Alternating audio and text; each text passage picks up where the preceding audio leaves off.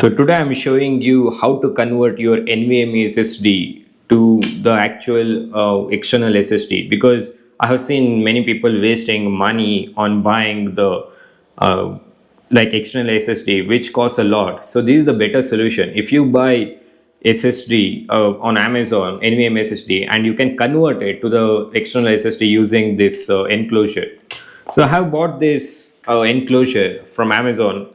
This is called as PI box. I will leave down the links. You can go ahead and buy it. So let me open the enclosure first.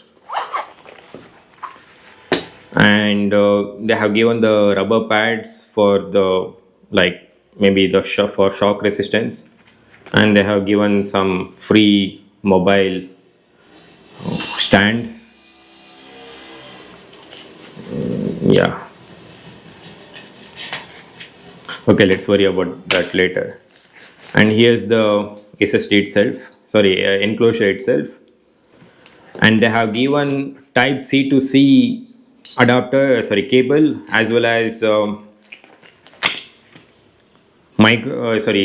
C to USB adapter. And they have given the screws. It's not screws, it's actually kind of just to tighten it. You don't have to use any screws for this. So to open this, you just have to pull it. Just put some pressure and pull it.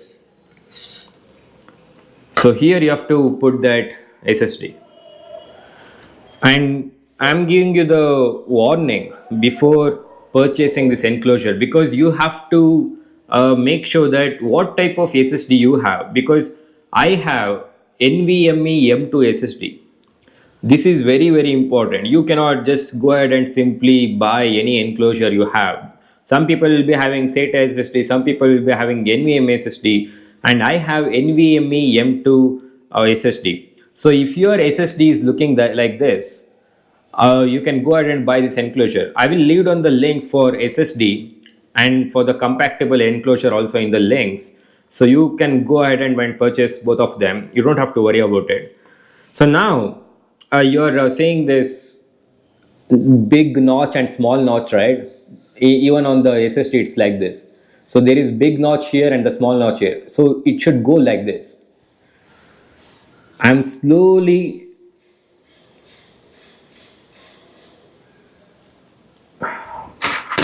putting this.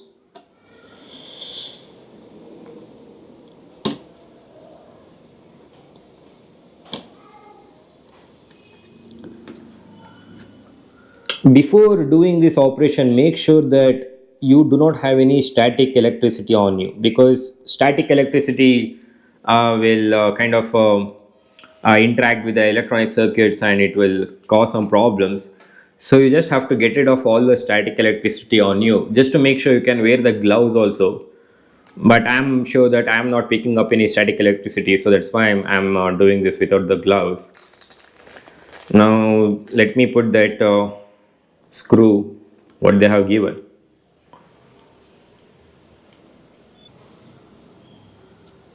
Okay, the correct way of putting that screw is that one, you have to just fix it on the SSD and then you have to secure it now. Okay, now it's completely secured.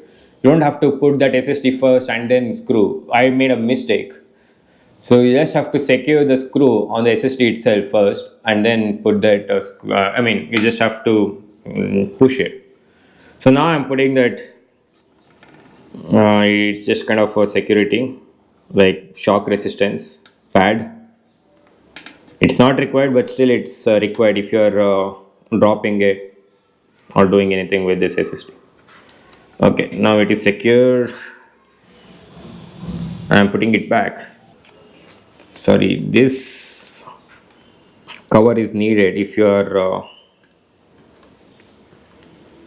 okay.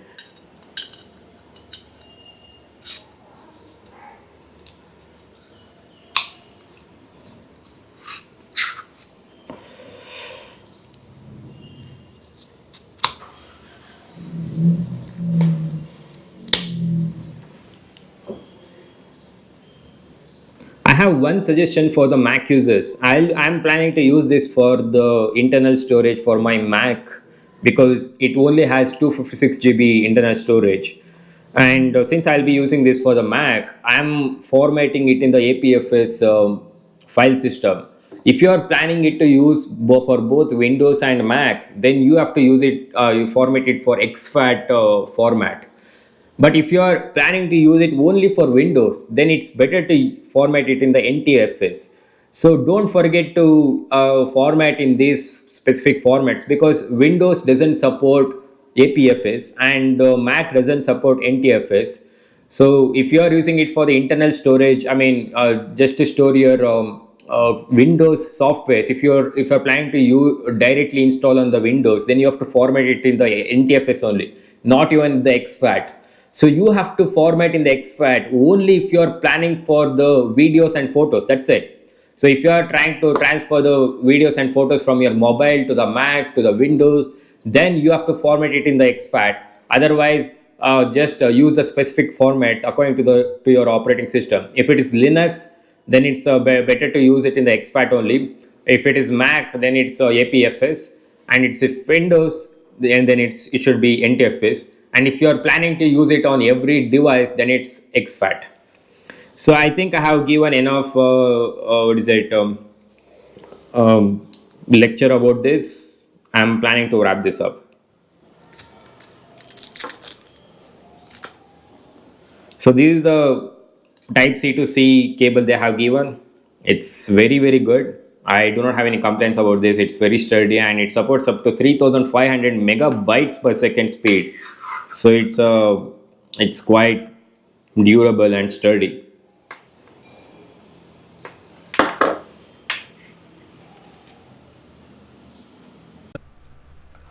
To test the read speed, I will transfer 3.3 GB of video file from my external SSD which I connected just now, right? So this is the file which I'm about to transfer. As you can see, it is 3.3 GB, right? So I will transfer this to my desktop. That means internal storage of my Mac. So I will copy this and go to the desktop and paste it here. Let's see how much time it will take. As you can see, it already transferred 3.3 GB within a second. It just took like 2 seconds. So don't have to worry about the speed, and let's do the same thing for write speed, right? Let's test the write speed of the SSD.